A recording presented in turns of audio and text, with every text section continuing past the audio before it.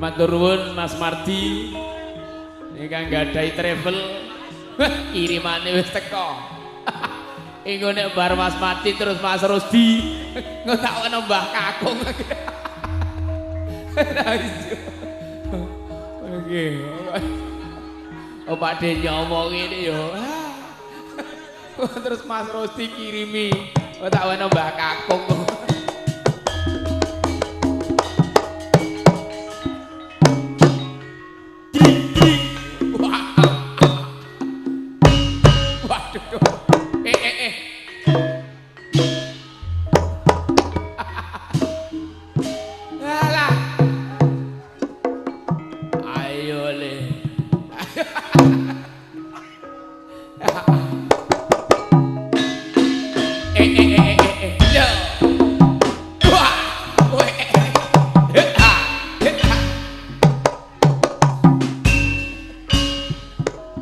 Ini ditenani no ya mbah ayo.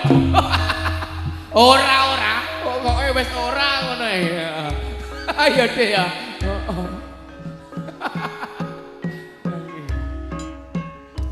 Mas Sarmo.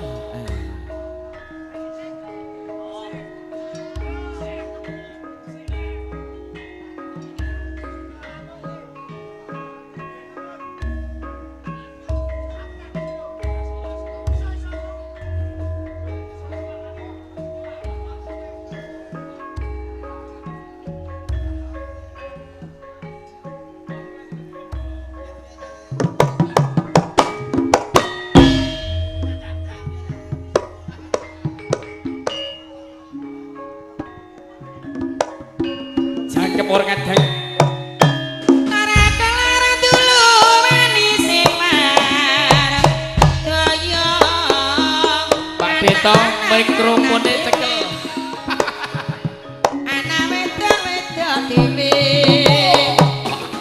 besok yen wis gendhe ditrasani sapa wae Tutinge bocah manis aja mung pijer nangis dadi bocah sing wasis pinter maca pinter nulis kayu mendingke kangge pawon gedang-gedang separo wae pengin santing ora kelakon trimo nyawang kok kono wae yen mak lampir sindhae grandong musuhe para kiai wentu mikir nganti getoyo pengen weruh si jatuh ati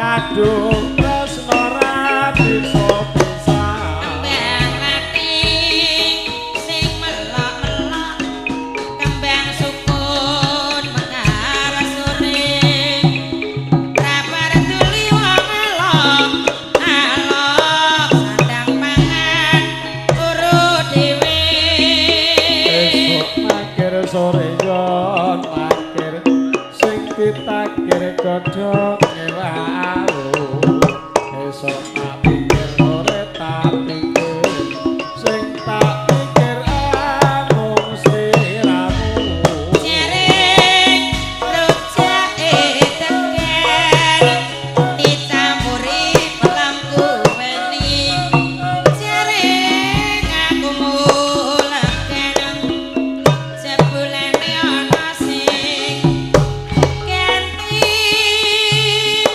Mas Hartati nyanyi Gubuk Asmara.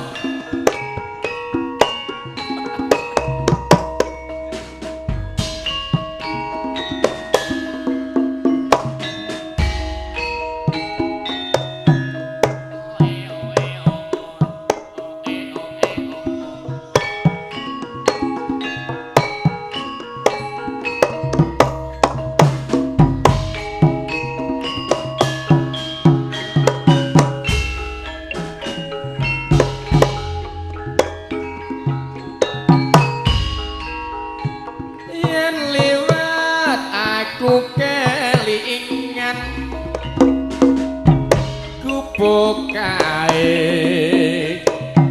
yen tak goler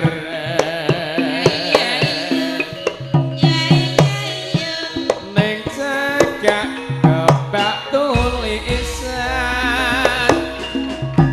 warna abang tondo iku larangan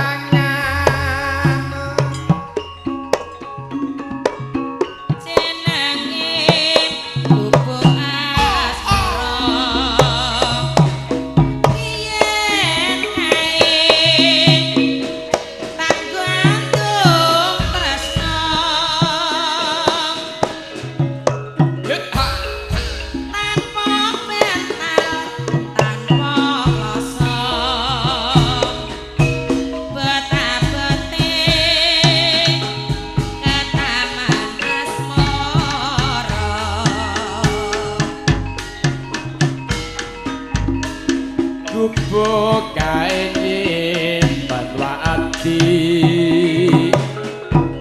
tekan besok ora bakal lali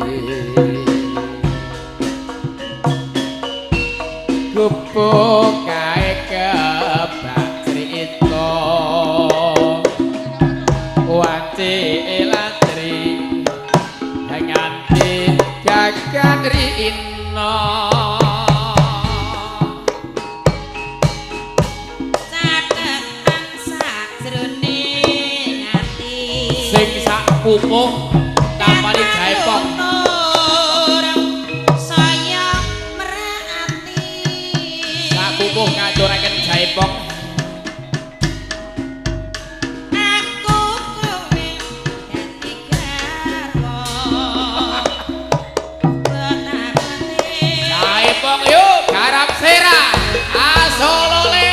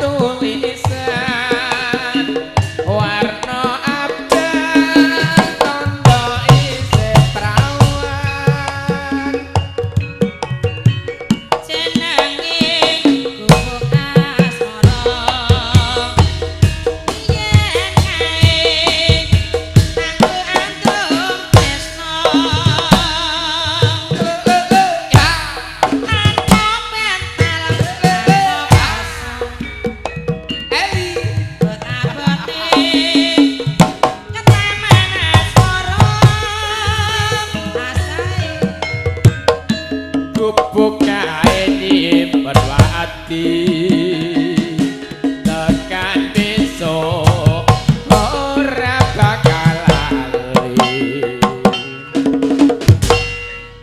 gubuk kae kebak crita wanci latri nganti gagan rina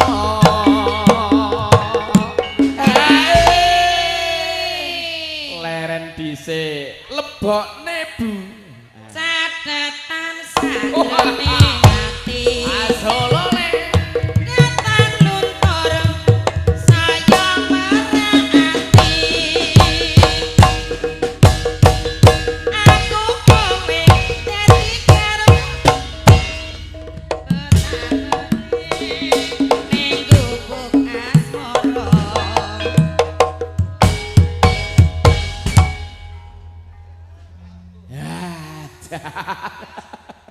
Waduh.